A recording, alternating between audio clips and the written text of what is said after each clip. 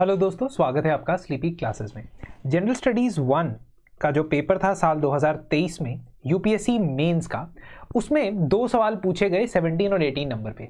तो बेसिकली क्या होता है कि जनरल स्टडीज़ मेंस में जो क्वेश्चंस होते हैं उसमें 18, 19, 20 जो क्वेश्चन होता है वो इंडियन सोसाइटी में से होता है, और सिमिलरली 8, 9, 10 जो क्वेश्चन होता है 8, 9, 10 क्वेश्चन होता है वो इंडियन सोसाइटी में से, समाज में से होता है।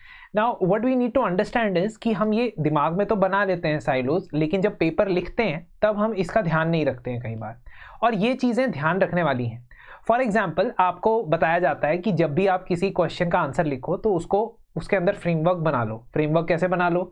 पेस्टल अप्रोच वाला फ्रेमवर्क बना लो कि पॉलिटिकल, इकोनॉमिक, सोशल, टेक्नोलॉजिकल, है ना, एनवायरमेंटल, लीगल, ये सारे अप्रोच होते हैं। इसके अलावा एथिकल भी होता है। ठीक है, तो आप ऐसा समझो कि आपको ये अप्रोच बता दी है ना, मैंने बता दी, कहीं से आपने टॉपर की रील देख ली, वो बता दी, उसने बता दिया, ये बता दिया। Now until unless you actually right this and you actually implement it wrongly and then correctly, you will not be able to understand or identify कि कौन से क्वेश्चन में अप्रोच चलनी चाहिए या नहीं चलनी चाहिए। अब आपके पास ये दो सवाल है, इन दोनों सवालों में से कौन से क्वेश्चन में पेस्टल अप्रोच बेटर है, कौन से क्वेश्चन में पेस्टल अप्रोच बेटर है?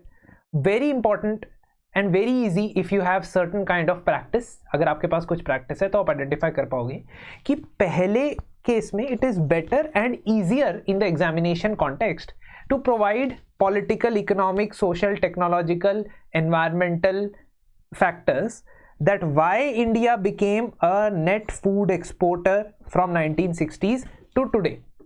तो आज के समय में हम नेट फूड एक्सपोर्टर कैसे बने हैं वो हमने बताना है। Another thing is थोड़ा सा होराइजन्स को ब्रॉडन भी करना है। हम फूड सोचते हैं तो हम जनरली क्या करेंगे, फूड ग्रेन्स के बारे में बात करने लग जाएंगे। हमें बासमती के बारे में पता है, हमें वीट के बारे में पता है कि हम बहुत ज़्यादा एक्सपोर्ट करते हैं। ठीक है, क्या हम गरकिन्स के बारे में जानते हैं? Gherkins are grown in Karnataka and some other states as well, and this is a very popular sought after export. Dry fruits and spices also come under the fruits. So dry fruits and spices के बारे में हम horticulture के through लिख सकते हैं, है ना। या हम मिल्क के भी तो एक्सपोर्टर हैं, तो मिल्क की, चाहे हम मिल्क के प्रोड्यूसर नंबर 1 है, बहुत बड़े एक्सपोर्टर नहीं है, लेकिन some kind of milk we must be exporting. तो वी नीड टू अंडरस्टैंड कि इन सभी टेक्नोलॉजीज के अंदर, इन सभी तरीके की टेक्नोलॉजीज के अंदर हमने किस तरीके से इंप्रूवमेंट की। तो यहां पे पेस्टल अप्रोच बेस्ट अप्लाई होगी। ठीक है, दैट हाउ पॉलिसी, पॉलिटिकल नहीं होता है तो पॉलिसी मैटर्स में कर दो आप कि हमने ग्रीन रेवोल्यूशन अडॉप्ट किया। ठीक है, इकोनॉमिक फैक्टर्स में, इकोनॉमिक फैक्टर्स में क्या किया हमने? इकोनॉमिक फैक्टर्स में हमने 5 ईयर प्लान्स के अंदर भी एग्रीकल्चर को इंपॉर्टेंस देनी शुरू की। पहले हम सिर्फ कैपिटल इंडस्ट्री प्रोडक्शन पे फोकस कर रहे थे, लेकिन हमने इकोनॉमिकली भी रीअलाइनमेंट किया। साथ ही साथ जितने भी हमने जो प्रोग्राम्स है, अपना इकोनॉमिक प्रोग्राम है, उसको एग्रीकल्चर प्रोडक्टिविटी इंक्रीज करने की तरफ लगाया। Social reasons, what can be the social reasons that India has become a net food exporter, या इंडिया के अंदर फूड प्रोडक्शन बढ़ा है?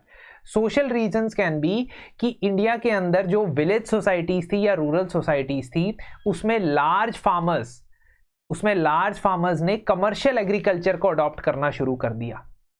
ठीक है, तो large farmers is a social barrier, social status है वो, तो लार्ज फार्मर्स ने अडॉप्ट करना शुरू कर दिया ग्रीन रेवोल्यूशन को, कमर्शियल एग्रीकल्चर को। टेक्नोलॉजी, तो यहाँ पे आएगा HYV सीड्स, आपके irrigation technology, electricity, mechanised farms, इनकी बात होगी।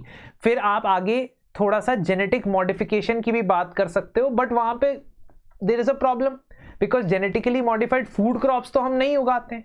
तो ये चीज़ जब आप ब्रेनस्टॉर्म करोगे ना, तभी इसमें से सही या गलत पॉइंट आपके निकल के आएंगे, है ना। क्या हम एनवायरमेंटल फैक्टर्स ले सकते हैं? क्या हम लीगल फैक्टर्स समझ सकते हैं? क्या ऐसे कोई लॉज पास हुए हैं जिससे हमने फूड प्रोडक्शन को प्रमोट किया हो? ठीक है, तो पॉलिसी में जब आप लिख रहे थे, पॉलिसी में ग्रीन रेवोल्यूशन, पॉलिसी में MSP लिख सकते थे, है ना, पॉलिसी में एक्सपोर्ट पॉलिसीज लिख सकते थे। इवन इंटरनेशनल आप बात कर सकते हो कि इंटरनेशनली हमने बहुत सारी कंट्रीज के साथ एग्रीमेंट्स, ट्रेड एग्रीमेंट साइन किए, तो ट्रेड एग्रीमेंट्स में जरूर हम बेचते होंगे बहुत सारे प्रोडक्ट्स बाहर। तो अगर आपको नहीं भी आता है आंसर, एक स्किल सेट आपका डेवलप होना चाहिए। I am not saying that without knowing you should start answer writing, ये बिल्कुल भी मैं सजेस्ट नहीं कर रहा हूं, लेकिन मैं ये कह रहा हूं कि ये जो आंसर लिखने का माइंड सेट है ना, ये जितनी प्रैक्टिस करोगे उतना डेवलप होगा। सिमिलरली जब आपसे ये सवाल पूछा जाए, does urbanisation lead to more segregation and और marginalisation of the poor in Indo metropolises, India की मेट्रोपॉलिटन सिटीज के अंदर क्या अर्बनाइजेशन की वजह से मार्जिनलाइजेशन ज्यादा होती है या कम होती है, या सेग्रीगेशन ज्यादा होती है या कम होती है? हमें यह पता होगा कैसे? Because we have to analyse both the aspects. First of all we need to analyse what is the meaning of marginalisation of the poor. तो मार्जिनलाइजेशन में आप इनइक्वालिटी की बात करोगे, मार्जिनलाइजेशन में आप गेटोइजेशन की बात करोगे, मार्जिनलाइजेशन में आप स्लम एरियाज की बात करोगे, मार्जिनलाइजेशन में आप इनफॉर्मलाइजेशन की बात करोगे, मार्जिनलाइजेशन में आप बेसिक सैनिटरी या बेसिक अम्यूनिटीज की बात करोगे। तो यहां पे आपको मार्जिनलाइजेशन ज्यादा दिख रही है, एंड सेग्रीगेशन इसी के अंदर इंक्लूड करोगे। सो सेग्रीगेशन एंड मार्जिनलाइजेशन वाले पॉइंट भी होंगे, जहां पे ghettoisation is a correct example of segregation and marginalisation. तो यहां पे ना आप तीनों हेडिंग दे सकते हो, सेग्रीगेशन, मार्जिनलाइजेशन, 2 पॉइंट सेग्रीगेशन के लिख दिए, 2 पॉइंट मार्जिनलाइजेशन के लिए लिख दिए, एंड कंक्लूजन में लिख दिया सेग्रीगेशन एंड मार्जिनलाइजेशन, गेटोइजेशन कुछ एरियाज में, स्लम एरियाज खास तौर पे। ठीक है, लेकिन क्या आप सिर्फ नेगेटिव पॉइंट बताओगे? नहीं, आप ये बताओगे ना कि कुछ एरियाज में, कुछ जगहों पे सेग्रीगेशन कम भी है। फॉर एग्जाम्पल जो मेट्रोपॉलिटन सिटीज हैं वहां पे बहुत सारे लिविंग क्वार्टर्स पास में हैं। ठीक है, चाहे आप ये कह सकते हो कि the segregation has not been eliminated completely, but this is definitely lesser than what they face in rural areas. Rural areas में तो विलेज का एक अलग ही सेक्शन बनाया होता है अकॉर्डिंग टू द कास्ट। तो कास्ट का एस्पेक्ट लेके आओगे, क्योंकि सोसाइटी की बात हो रही है यहाँ पे। तो मार्जिनलाइजेशन बढ़ी कम हुई, दोनों चीजों को यहां पे एनालाइज करना है। तो इसके लिए आपको सबसे पहले तो कंटेंट कोलेट करना है, फिर स्ट्रक्चर सोचना है आपके आंसर का क्या होगा। कि पहले मैं अर्बनाइजेशन की डेफिनेशन लिख लेता हूं, इट इज बेस्ट। ठीक है, या मैं किसी पर्टिकुलर सर्वे की बात कर लेता हूं कि अर्बन पुअर इंडिया में कितने हैं। उसके बाद मैं बॉडी में सेग्रीगेशन के 2 पॉइंट, मार्जिनलाइजेशन के 2 पॉइंट, और उसके बाद कैसे कम है इन अर्बन एरियाज। अपॉर्चुनिटीज भी मिलती है अर्बन एरियाज में पुअर को, क्योंकि यही इनफॉर्मल इकोनॉमी ज्यादा पैसा कमाने की भी अपॉर्चुनिटी देता है। यही urban areas different avenues of employment देता है, which may not be dependent on the weather conditions, जैसे एग्रीकल्चर।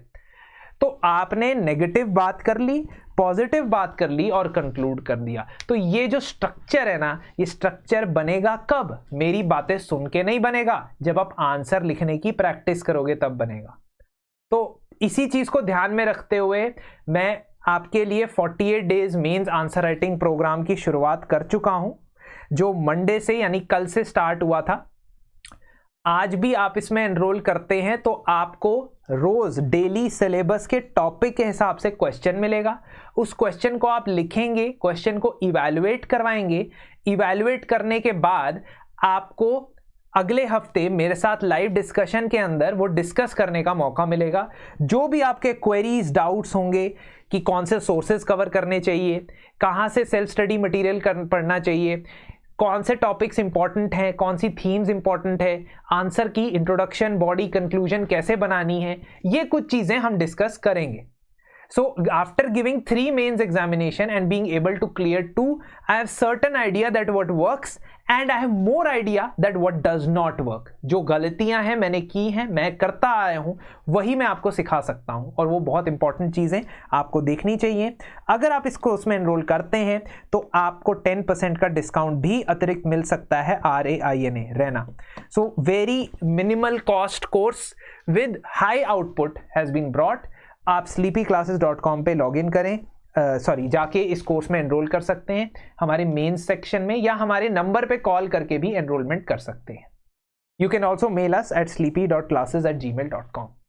तो ये जो स्ट्रक्चरिंग हमने की अभी, just as we saw that there can be certain structuring, that is the brainstorming. This brainstorming practice can be done in many questions. हम जब mains a day करते हैं यहाँ यूट्यूब पे, तो वहां पे भी मैं आपसे कुछ मेन स्टॉर्मिंग करवाता हूं, ठीक है। तो मेन स्टॉर्मिंग की brainstorming is very very important, and please try to understand कि अगर आप ये कौन सी गलती, जिसके बारे में मैंने आपको बताया कि गलती आपसे हो रही है, बहुत बड़ी मिस्टेक आपसे हो रही है, जो आप प्रीलिम्स के लिए प्रिपेयर कर रहे हो बिल्कुल एंड मोमेंट तक, और मेंस के लिए आप रेडी नहीं हो। It is very important that mains के लिए तैयार हो, उसके बाद प्रीलिम्स देने का भी सोचो। There's something that you have to take care of, that if you are able to somehow crack the prelims, somehow get to the main stage, it is very essential कि आप उसी साल निकाल लो, क्योंकि प्रीलिम्स बहुत अनप्रेडिक्टेबल है, और यही गलती बच्चे बार बार कर रहे हैं। प्रीलिम्स पे दुनिया भर का जोर लग रहा है, which is true, which also is important, but उसका एक मिनिमम आउटकम ही है। लेकिन मेंस के आंसर को परफेक्ट करने की जो मेहनत है, उसका अच्छा आउटपुट है, वो डायरेक्टली मार्क्स में रिजल्ट होता है, क्योंकि उसमें आपके सामने खाली शीट है और उसमें आपने अपना स्किल दिखाना है, वो डायरेक्टली मार्क्स में रिफ्लेक्ट होता है। जो प्रीलिम्स के लिए हार्डवर्क करोगे शायद वो मार्क्स में रिफ्लेक्ट ना करे, किस्मत का भी बहुत इंपॉर्टेंट पार्ट है, लेकिन जो मेंस के आंसर लिखोगे वो डायरेक्टली आपके मार्क्स में, आपके आंसर्स में रिफ्लेक्ट होगा। इसीलिए ये गलती मत करना, और चलिए आपसे मिलते हैं जल्द ही मेंस के अगले सेशन में। धन्यवाद।